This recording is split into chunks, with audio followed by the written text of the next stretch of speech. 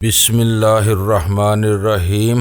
گمنام ہیرو کے معزز ناظرین السلام علیکم۔ آئیے چلتے ہیں کہانی کی طرف۔ میں نے کسی خبر یا سراغ کی امید میں وہ سرسری سا سوال کر ڈالا۔ سڑکوں پر جلوس نکل رہے ہیں۔ ویرا کا لہجہ احتجاجیہ ہو گیا۔ 2 روز پہلے حکومت تبدیل ہوئی ہے۔ معلوم ہوتا ہے کہ سیاسی استحکام سے تم لوگوں کو ہیضے کی بیماری لاحق ہونے لگتی ہے۔ سیاست سے مجھے کبھی بھی کوئی دلچسپی نہیں رہی تھی، اس لیے میں نے ویرا کے اس طنز یا تبصرے پر کان دھرے بغیر کہا، میں کل شام تک تمہیں فون کروں گا، اس وقت سیاست پر بات ہوگی۔ یہاں کی شام یا تمہاری؟ ویرا نے برجستہ سوال کیا۔ تمہاری کیونکہ تم لوگ یہاں سے 4 گھنٹے آگے رہتے ہو۔ غزالہ سے شادی کر کے تم سالوں آگے نکل گئے ہو۔ اپنی نئی نویلی جورو سے بات نہیں کراؤ گے؟ اس وقت رات کے 10 بجنے والے ہیں، وہ سو چکی ہے۔ میں نے بات بناتے ہوئے کہا، پھر فوری خیال کے تحت پوچھا، کراچی میں تو اس وقت رات کے 2 بج رہے ہوں گے، تم اب تک جاگ رہی ہو؟ توتے میں ابھی واپس آئی ہوں، غسل سے فارغ ہوتے ہی میں نے فون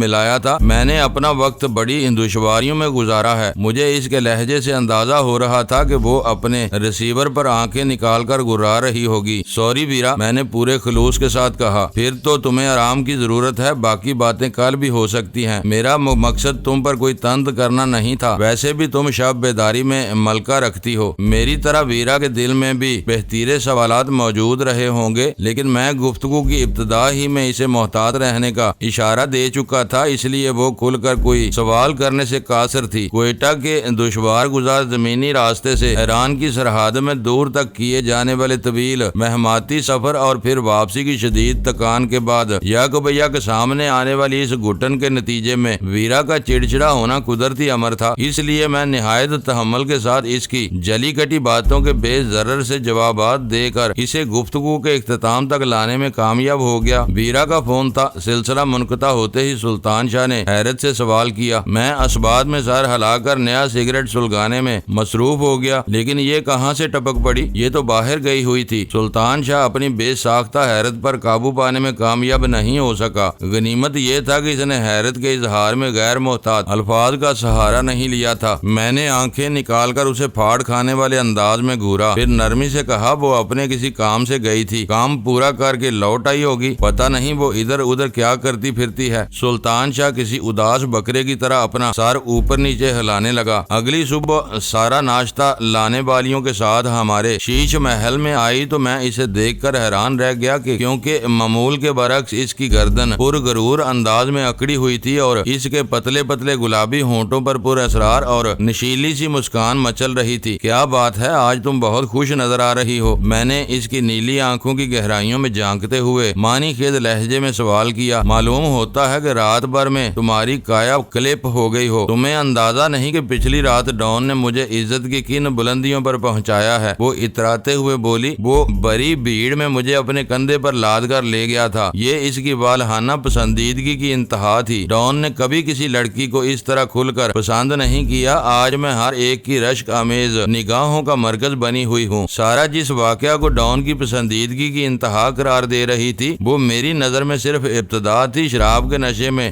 غرق ڈان کی نظریں پچھلی رات سارا کے وجود کے آئینے میں اپنی پسندیدہ شہزادی کا عکس دیکھ رہی تھی۔ وہ سارا کو نہیں، شہزادی کو اٹھا لے گیا تھا۔ پھر اس نے اپنی پسندیدگی کی اظہار کی انتہا اس خلوت قدے میں کی ہوگی جہاں قدم رکھتے ہی وہ آرام خاص میں مبتلا ہو جاتا تھا۔ وہ سب ڈان کی حویلی کے اسرار اور استارے تھے۔ حویلی میں چند دن گزارے بغیر کوئی اس کی تہہ تک نہیں پہنچ سکتا تھا۔ اب ڈان کہاں ہے؟ میں نے کسی ارادے کے بغیر روا روی میں پوچھ لیا۔ میں یہ نہیں بتا سکتی، سارا نے نخوت کے ساتھ جواب دیا۔ وہ تھوڑی دیر بعد باہر آ جائے گا۔ میں سارا کے تیور دیکھ کر حیران رہ گیا۔ اسے قدرت نے بے پناہ حسن اور ذہانت سے نوازا تھا، لیکن ڈان کی دولت اور جاہ و چشم نے اس کی عقل کو ایسا معاف کیا تھا کہ اس کی سوچ کے پیمانے الٹ کر رہ گئے تھے۔ اپنی پرنور پیشانی پر بے آبروئی کی غلاظت لتھڑ کر وہ خود کو دوسروں سے برتر اور باعزت تصور کر رہی تھی۔ اس کے نزدیک عزت بے عزتی اور آبرو باختگی عزت کا نشان بن گئی تھی۔ ڈان کے اس رنگ رنگیلے حمام میں شاید سب ہی کا یہی حال تھا۔ سب لڑکیاں ایک دوسرے پر برتری حاصل کرنے کے لیے کوشاں تھیں اور اس کھیل میں ڈان کو اپنی شکارگاہ کے پورے ریوڑ پر ایسا بھرپور اختیار حاصل تھا کہ سارا کا لاڈلا جونی اس کا تصور بھی نہیں کر سکتا تھا۔ ناشتے کے لیے غزالہ تیار ہو کر خوابگاہ سے برآمد ہوئی اور سارا نے کھڑے ہو کر پر خلوص مسکراہٹ کے ساتھ اس کا استقبال کیا تو میری کھوپڑی چکرا کر رہ گئی۔ پچھلی رات والے واقعے کے بعد مجھے اندیشہ تھا کہ ان دونوں کا سامنا ہوتے ہی ایک بار پھر دنگا فساد شروع ہو جائے گا۔ میں نے واضح طور پر محسوس کیا کہ سارا کے اس غیر متوقع رویے پر غزالہ بھی حیران ہوئے بغیر نہ رہ سکی۔ غزالہ قریب آئی تو سارا نے اسے اپنی باہوں میں لے لیا اور خوش دلی کے ساتھ بولی، آج میں بہت خوش ہوں، میں نے تمہیں خلوص دل سے معاف کر دیا ہے۔ مجھے یقین نہیں آ رہا کہ تم اتنی فراخ دل بھی ہو سکتی ہو۔ غزالہ نے حیرت سے کہا، پچھلی رات تو تم کسی جنگلی بلی کی طرح مجھ پر حملہ آور ہوئی تھی، وہ تمہاری اصلیت تھی یا یہ تمہارا اصل روپ ہے؟ تم جو چاہو کہہ لو، میں تمہیں معاف کر چکی ہوں۔ اس نے غزالہ کے بدن سے اپنی گرفت ختم کرتے ہوئے کہا، ڈان نے مجھے مشرقی عورتوں کی ذہنیت اچھی طرح سمجھا دی ہے، اس کے بعد میں تمہیں قابل معافی سمجھتی ہوں۔ اس کے لب و لہجے میں طنز و تضحیک کے بجائے عالمانہ سادگی نمایاں تھی۔ ناشتے کے دوران میں ہم تینوں نے لاکھ خریدنا چاہا کہ ڈان نے اسے کیسی پٹی پڑھائی تھی جس کے نتیجے میں وہ غزالہ کی ہر خطا کو معاف کرنے پر تل گئی تھی، لیکن سارا نے ایک لفظ تک اگل کر نہیں دیا۔ آخر میں اس نے یہ ضرور کہا کہ لڑائی اس سے ہوتی ہے جس کے ساتھ رہنا بسنا ہو، تم لوگ یہاں چند گھنٹوں کے مہمان ہو، اس کے بعد لاکھوں انسانوں کے ہجوم میں کھو جاؤ گے، ہو سکتا ہے کہ عمر بھر تم سے دوسری ملاقات ہی نہ ہو سکے۔ ایسا بے نام و نشان ملاقاتیوں سے روٹنا اور لڑنا فضول ہوتا ہے۔ پھر ڈان بھی وہیں آ پہنچا، وہ حسب معمول تر و تازہ نظر آ رہا تھا۔ رات تمہارے لیے ویرا کا فون آیا تھا، میں نے اسے تعظیم دینے کے بعد بات شروع کرنی چاہی، لیکن اس نے ہاتھ اٹھا کر میری گفتگو کا سلسلہ وہیں منقطع کر دیا۔ میں نے تم دونوں کی گفتگو کا ٹیپ سن چکا ہوں۔ غزالہ کی تلاش کے معاملے میں ویرا نے مجھ سے بہت بے اعتنائی برتی ہے، میں اس سے بات کر کے اپنا خون نہیں کھولانا چاہتا۔ وہ دوبارہ فون کرے گی تو میں اس سے بات کر لوں گا۔ میرا یہ پیغام ضرور اس تک پہنچا دینا کہ خود ساختہ رشتے بہت نازک ہوتے ہیں اور ذرا سی ٹھیس لگنے سے ٹوٹ جاتے ہیں۔ میں نے منہ بولا باپ بن کر اس کا ہر ناز اٹھایا، لیکن برا وقت پڑنے پر وہ میری بیٹی کا کردار ادا نہیں کر سکتی۔ بہت بہتر، میں نے سر جھکا کر کہا۔ اس وقت ویرا کی مدافعت میں کہا ہوا کوئی بھی لفظ ڈان کو برہم کر سکتا تھا۔ تم چاہو تو میں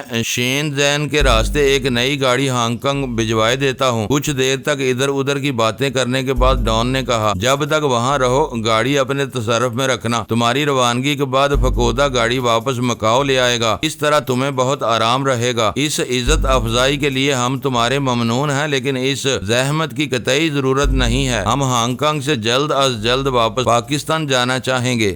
کیونکہ ویرا تمہاری منتظر ہے، ڈان نے زور سے ہنس کر کہا۔ غزالہ نے ہنسی میں اس کا ساتھ دیا تھا۔ ویرا نہیں، کچھ اور کام ہیں جنہیں زیادہ دنوں تک پسے پشت نہیں ڈالا جا سکتا۔ ویسے بھی ہانگ کانگ میں کنکریٹ کی عمارتوں، اسٹیل اور شیشوں کے سوا کیا رکھا ہے؟ اس سے بہتر تو مکاؤ کی سرزمین ہے۔ ڈان نے حویلی میں اپنے چیدہ گرگوں کا ایک اجلاس طلب کیا ہوا تھا، جس میں پچھلی رات کی کارکردگی کا جائزہ لینے کے لیے ساتھ ہی نیشیکاؤ کے اصل قاتل کی تلاش کی منصوبہ بندی بھی کی جانی تھی۔ اس لیے ڈان نے نہایت گرم جوشی کے ساتھ ہمیں فردن الوداع کہا اور شیش محل سے نکلتا چلا گیا۔ اس کے چلے جانے کے بعد سارا نے اپنے ہینڈ بیگ میں سے غزالہ کی سفری دستاویزات نکال کر میرے حوالے کر دی۔ ویرا کے دباؤ پر شریمان سنگھ نے غزالہ کی واپسی کے لیے جو کوششیں کی تھی، ان کے نتیجے میں انڈین سیکرٹ سروس کا ایک کارندہ غزالہ کے ساتھ مسٹر اور مس ترپاٹھی کی حیثیت سے سفر کرتا ہوا نئی دہلی سے ہانگ کانگ پہنچا تھا، لیکن ہانگ کانگ کی بحری پولیس کے ہاتھوں غزالہ کی گرفتاری کے بعد وہ غزالہ کی سفری دستاویزات سمیت رپوش ہو گیا تھا، جس کے نتیجے میں ہانگ کانگ میں غزالہ کی موجودہ غیر قانونی ہو گئی تھی۔ اس میں کوئی شبہ نہیں کہ اس معاملے کی پیچیدگیوں کی وجہ سے ڈان کو غزالہ کی رہائی کے لیے بہت زیادہ پاپڑ بیلنے پڑے، لیکن یہ ڈان کا اثر و رسوخ ہی تھا، جس کے نتیجے میں غزالہ کو ہانگ کانگ کی سخت گیر پولیس کے شکنجے سے رہائی مل سکی تھی۔ اس معاملے میں ڈان کا ہاتھ نہ ہوتا تو غزالہ کو طویل قید کی سزا ہو سکتی تھی۔ ان دنوں ساؤتھ چائنا مارننگ پوسٹ میں پاکستان سے آنے والے ان بد نصیب تارکین وطن کی کہانیاں روز شائع ہو رہی تھی، جو کوریا، تائیوان، ملائیشیا اور فلپائن میں بھاری مشاہروں والی ملازمتوں کے لالچ میں پہلے پاکستانی جال سازوں کا نشانہ بنتے تھے اور انہیں رقوم دے کر ہانگ کانگ آ جاتے تھے، جہاں ویزے کی سہولتیں خاصی نرم تھی۔ ہانگ کانگ کی سرزمین پر قدم رکھتے ہی وہ مقامی جال سازوں کے چنگل میں پھنس جاتے تھے، جو انہیں آس پاس کے ممالک میں ملازمتیں دلوانے کا جھانسا دے کر ان سے مزید رقمیں ہتھیا لیتے تھے اور پھر اپنے وعدوں کے مطابق کسی ایجنٹ سے متعارف کرانے کی بجائے انہیں بے یارو مددگار چھوڑ کر غائب ہو جاتے تھے۔ ایسے پریشان حال اور بے یارو مددگار لوگوں پر اگلا حملہ مقامی مقامی ایجنٹ کرتے تھے اور ہمدردی کی آڑ میں انہیں نہایت قلیل تنخواہوں پر کولون کے حصے کے نیم صنعتی اور تجارتی اداروں میں کام کرنے پر آمادہ کر لیتے تھے۔ ایسے ایجنٹ مقامی آجروں سے ہر سستے مزدور کی فراہمی پر معقول کمیشن لیتے تھے، اور ایک بار غیر قانونی ملازمت کی ابتدا کرنے والا شخص کئی برس کے لیے اپنے مقامی آجر کا غلام ہو جاتا تھا۔ کم تنخواہ، طویل اوقات کار اور غیر انسانی ماحول کے خلاف جو بھی مزدور آواز بلند کرتا اسے بیک بینی اور دو گوش پولیس کے حوالے کر دیا جاتا، اور عدالتیں ایسے مجرموں کو جیل پہنچا دیتی، کیونکہ ہانگ کانگ میں داخلے کے ویزے کی شرائط کی تمام تر ذمہ داری نوبارد پر ہوتی تھی۔ ہانگ کانگ کے آجروں پر ملازمت دیتے ہوئے ویزا یا ملازمت کا اجازت نامہ دیکھنے کی کوئی کڑی پابندی نہیں تھی۔ اس قانونی جھول سے فائدہ اٹھانے والے ایجنٹوں اور آجروں نے ہانگ کانگ میں ایک طرح سے پاکستانی، بھارتی، بنگلہ دیشی اور سری لنکا سے آنے والے غیر ہنرمند مزدوروں کی غلاموں کی طرح خرید و فروخت کا ریکٹ بنا لیا تھا۔ ان سنگین حالات میں غزالہ کا کسی بڑی دشواری سے دوچار نہ ہونا ایک معجزہ ہی تھا۔ سارا کے دیے ہوئے کاغذات کے مطابق غزالہ کا نام وہی تھا جس کا مطلب تھا کہ مکاؤ کے گورنر کی مہر اور دستخط سے جاری کیا جانے والا وہ سفری پرمٹ جعلی نہیں تھا۔ پرمٹ کے ساتھ ہی ہانگ کانگ میں داخلے کے لیے استعمال کیا جانے والا امیگریشن کارڈ وغیرہ بھی تھا۔ میں نے وہ کاغذات احتیاط سے اپنی جیب میں رکھ لیے۔ ڈان کی حویلی میں ہمارا قیام بہت طویل نہیں تھا، پھر زبان کے گمبھیر مسئلے کی وجہ سے ہم حویلی کے عملے سے دور ہی رہے تھے۔ ہمارا قریبی رابطہ مس شیوائے یا سارا سے ہی تھا۔ شیوائے نے تو ذہنی دباؤ کے عالم میں خودکشی کر لی تھی اور سارا ہمارے ساتھ موجود تھی۔ اس کے بعد موہوم سا تعلق حسین یا چوسین سے رہا تھا۔ باقیہ بھیڑ سے ہماری کوئی جذباتی وابستگی نہیں تھی، لیکن مجھے یہ دیکھ کر حیرت ہوئی کہ شیش محل سے نکلتے ہی لڑکیاں تپاک کے ساتھ ہم سے ملنے لگیں۔ ان میں اکا دکا مرد بھی تھے۔ ان کے انداز سے الوداعی گرمجوشی نمایاں تھی۔ وہ اپنی زبان میں کچھ کہتی بھی جا رہی تھی جو ہمارے لیے ناقابل فہم تھا، البتہ جواب میں ہم اپنی کھیسیں ضرور پھیلا رہے تھے تاکہ خیر سگالی کا جوابی اظہار ہو سکے۔ ملاقاتیوں میں عورتوں اور لڑکیوں کی غالب اکثریت ہونے کے سبب صاف ظاہر تھا کہ ڈان کو وہی صنف محبوب و مطلوب تھی۔ اس سے ان کے لگاؤ کے دو ہی اسباب ہو سکتے تھے۔ اول یہ کہ ڈان پر بہت مہربان رہا تھا اور وہ لوگ لیلا کے ساتھ سگے لیلا سے محبت کی رسم نبھانے کی کوشش کر رہے تھے، یا پھر وہ ہماری تحائف کی فیاضانہ تقسیم پر اپنے تشکر کا اظہار کر رہے تھے۔ سبب کچھ بھی رہا ہو، مکاؤ کی اجنبی سرزمین پر مقامیوں کی طرف سے وابستگی کا وہ اظہار ایک خوشگوار تجربہ تھا جس نے مکاؤ میں ہمارے قیام کو ایک اور یادگار رنگ دے دیا تھا۔ اس وقت سارا مربیانہ انداز میں مسکرا کر ہمارے رہنمائی کر رہی تھی۔ ہم لوگ عملاً خالی ہاتھ مکاؤ آئے تھے۔ اس میں ہمارا کل اسباب ڈان سے ملے ہوئے چند تحائف اور غزالہ کے شاندار عروسی لباس تک محدود تھا۔ وہ لباس غزالہ کو اس قدر پسند آیا تھا کہ وہ اسے چھوڑنے پر آمادہ نہیں تھی۔ وہ ایشیا کینوس کے ایک چھوٹے سے شولڈر بیگ میں سما گئی تھی جو غزالہ ہی کے شانے سے جھول رہا تھا۔ ڈان حویلی میں چھٹے ہوئے بدماشوں کے اجلاس کی صدارت کر رہا تھا۔ وہ لوگ نیشی کاؤ کے قاتل کے تعین کی کوششوں میں اپنی کھوپڑیاں کھپا رہے تھے اور مافیا کے سفاک ڈان کو جہنم واصل کرنے والا سلطان شاہ ان کے زیر سایہ پوری عزت اور احترام کے ساتھ حویلی سے رخصت کیا جا رہا تھا۔ ڈان شی کا پرانا آئی مین ضرور تھا، لیکن وہ اپنی حویلی کی رنگین فضاؤں میں مگن رہنے کا عادی تھا۔ اس کے نام اور جاہ و جلال اس کے کارندے مکاؤ پر حکمرانی کر رہے تھے، اور کوانگ فو اسی ایک بات پر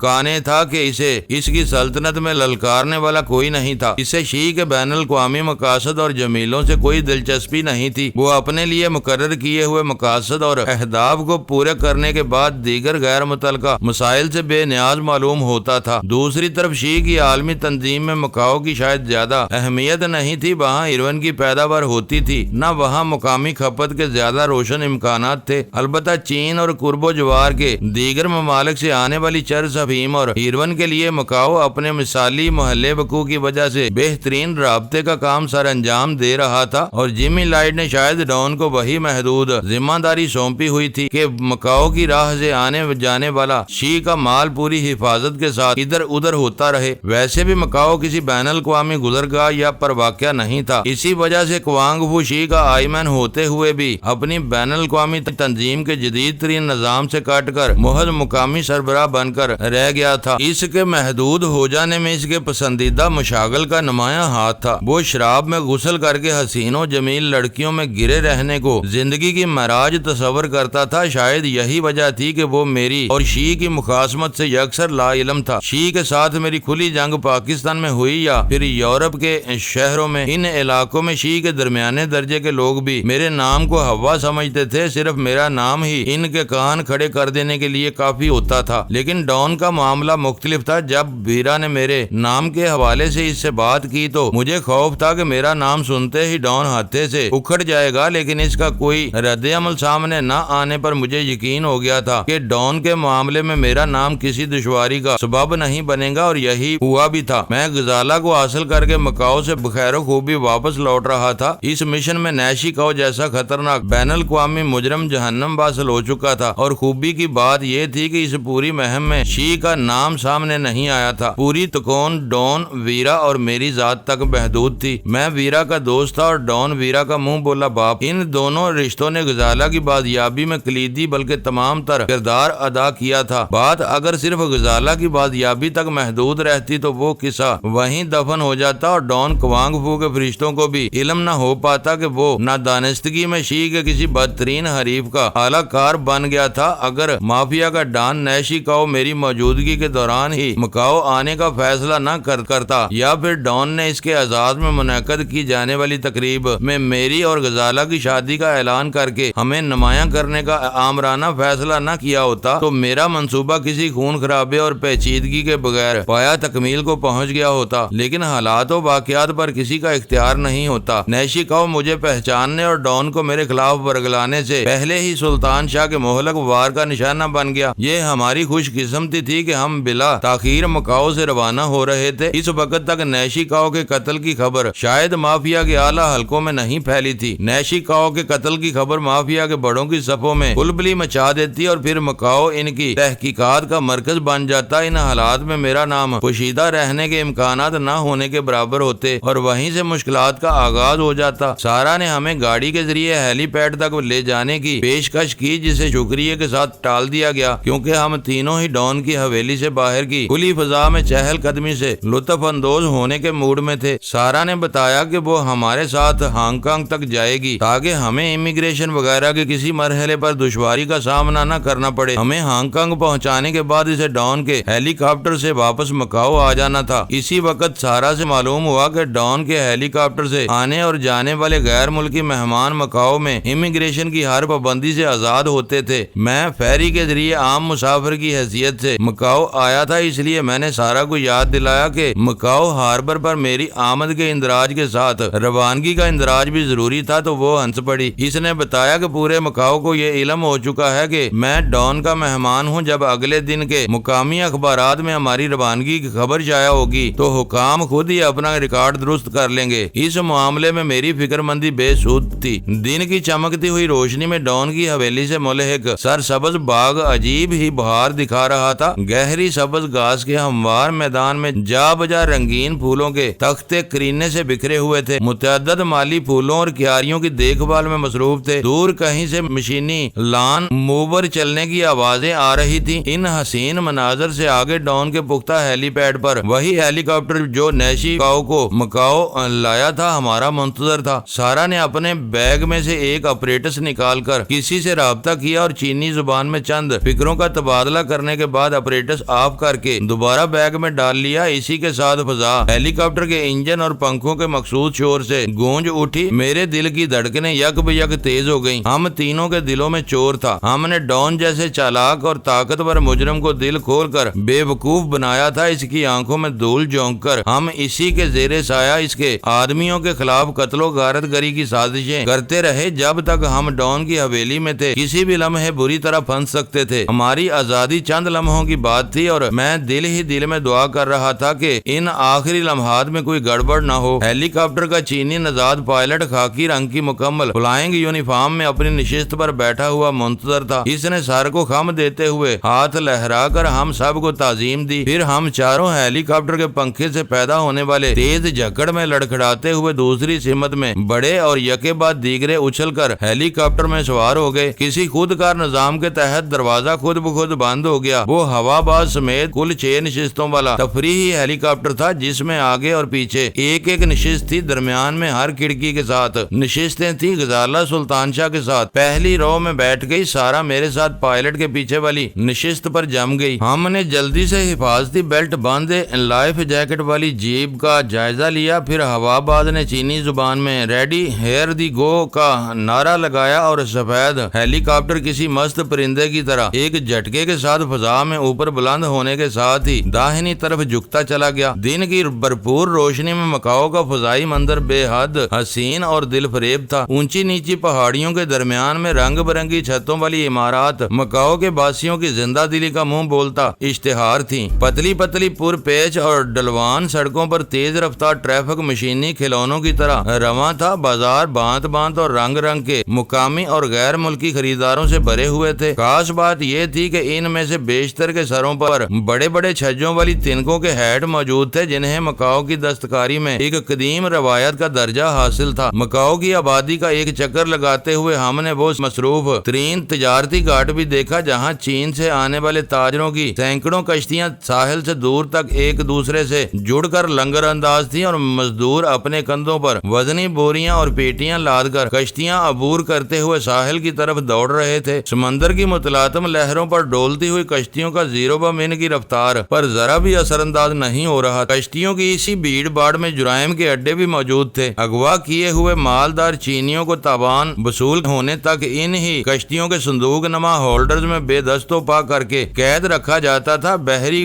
کعبہ خانے اور جوا گھر چلتے تھے اور سب سے بڑھ کر یہ کہ دور دراز سے اغوا کی جانے والی حسین و جمیل لڑکیوں اور توانا لڑکوں کو لونڈیوں اور غلاموں کی طرف فروخت کیا جاتا تھا۔ گنے چنے سادہ لو اور نیک لوگوں کے علاوہ مکاؤ میں مجرموں اور بدماشوں کی بہتات تھی۔ ارد گرد کے ممالک اور چین کے دور دراز مقامات سے بھاگے ہوئے قاتل، چور، ڈاکو، زانی، راشی اور دیگر جرائم پیشہ افراد مکاؤ جیسی چھوٹی سی جگہ پر پرامن بقائے باہمی کے نادر اصول پر بے آسانی کھپ جاتے تھے اور کسی چھوٹے موٹے ظاہری کاروبار کی آڑ میں اپنی پرانی بساط دوبارہ جما لیتے تھے۔ بستی کا چکر لگانے کے بعد ہیلی کاپٹر ساؤتھ چائنا سی کے ساحل کے ساتھ ساتھ پرواز کرنے لگا۔ اس بار اس کا رخ ہانگ کانگ کی جانب تھا۔ بمشکل نصف گھنٹے کی پرواز کے بعد ہانگ کانگ کے نقوش نمودار ہو گئے۔ اس وقت وہ علاقہ گہرے بادلوں سے ڈھکا ہوا تھا۔ پائلٹ نے ہانگ کانگ اور کولون کے درمیان ہاربر کے نیلے پانیوں پر نیچی پرواز کرتے ہوئے ہمیں وہ چھوٹے چھوٹے ٹاپو بھی دکھائے جو سمندر میں ابھرے ہوئے تھے۔ نجی کمپنیوں نے اپنی سرگرمیوں کے لیے وہ ننھے جزائر برطانوی انتظامیہ سے لیز پر لیے ہوئے تھے۔ ہیلی کاپٹر نے ہانگ کانگ کے جزیرے کے گرد چکر لگایا تو اندازہ ہوا کہ ہانگ کانگ کا وہی رخ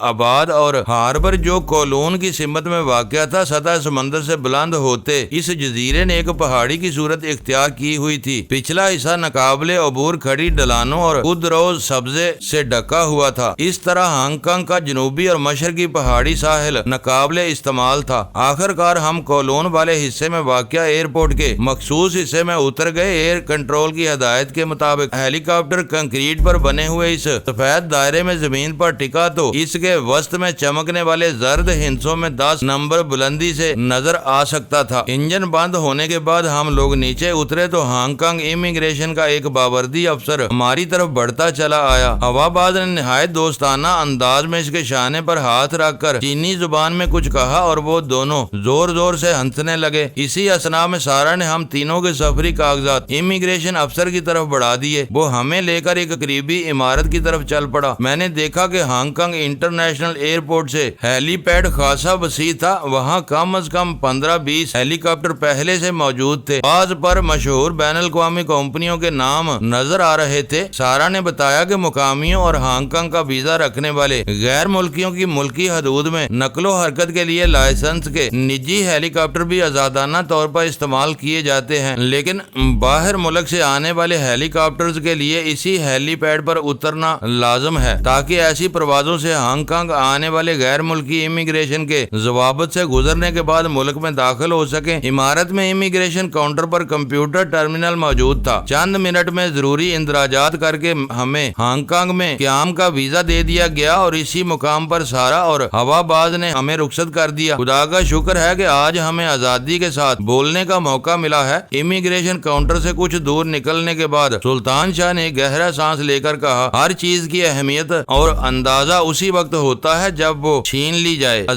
آزادی کا صحیح مفہوم ڈان کی حویلی میں سمجھ آیا ہے۔ اب تمہارا کیا پروگرام ہے؟ غزالہ نے مجھ سے سوال کیا پاکستان کب چلنا ہے، چند روز تک ہانگ کانگ میں ٹھہرنا چاہیے۔ سلطان شاہ اپنی رائے ظاہر کر دی، یہاں کیا کرو گے؟ میں نے تیوریوں پر بال ڈال کر سوال کیا، تم دونوں ہنی مون منانے کے بعد ہنی مون ان ہانگ کانگ، ہابی کتاب لکھنے کی تیاری شروع کر دینا، میں کچھ سیر و تفریح کر لوں گا۔ میں تو یہاں آتے ہی دھر لیا گیا تھا، ہوائی اڈے اور پولیس اسٹیشن کے علاوہ اس ملک کی کسی تیسری عمارت میں قدم رکھنے کا موقع تک نہیں مل سکا تھا۔ معزز ناظرین، لائک کریں، شیئر کریں اور کمنٹس باکس میں پاک آرمی زندہ باد، پاکستان پائندہ باد کا نعرہ ضرور درج کر کے اپنے ملک پر فخر کریں اور پاکستان کی بنیادیں مضبوط کرنے میں اپنا کردار ادا کریں۔ ویڈیو دیکھنے کا شکریہ۔ معزز ناظرین، اپنا خیال رکھیے گا اور ہمارے چینل کا بھی۔ ISI پاک آرمی زندہ باد، پاکستان پائندہ باد۔